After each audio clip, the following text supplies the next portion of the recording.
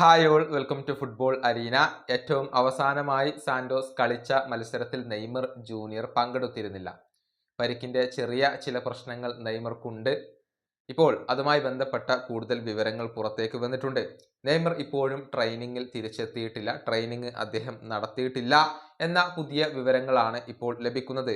മറിച്ച് അദ്ദേഹം ആ ഒരു പെലെ ട്രെയിനിങ് സെന്ററിന്റെ അകത്ത് തന്നെ തുടരുകയാണ്. കളിക്കളത്തിലേക്ക് അദ്ദേഹം ഇറങ്ങിയിട്ടില്ല. മാത്രമല്ല, അദ്ദേഹം MRI സ്കാനിങ് നടത്തുകയും ചെയ്തിട്ടുണ്ട്. അതിന്റെ റിപ്പോർട്ട് പുറത്തേക്ക് വന്നിട്ടില്ല. ബ്രസീലിയന്റെ ദേശീയ ടീമിൽ ഇടം നേടിയ താരമാണ് നെയ്മർ ജൂനിയർ.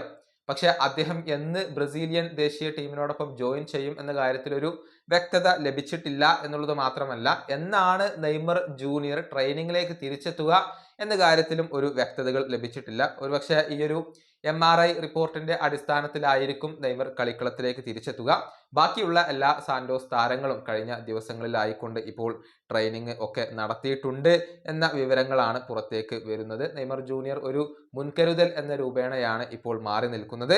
ഏതായാലും ബ്രസീലിന്റെ ദേശീയ ടീം പ്രതീക്ഷിക്കുന്നത് ആ ഒരു ട്രെയിനിങ് ക്യാമ്പിന്റെ തുടക്കത്തിൽ തന്നെ, അതല്ലെങ്കിൽ ആദ്യ ദിവസത്തിൽ തന്നെ നെയ്മർ ജോയിൻ ചെയ്യും എന്നുള്ളതാണ്. പക്ഷെ അദ്ദേഹത്തിന്റെ ഫിറ്റ്നസിന്റെ കാര്യത്തിൽ കൂടുതൽ അപ്ഡേറ്റുകൾ ഇനി പുറത്തേക്ക് വരേണ്ടിയിരിക്കുന്നു.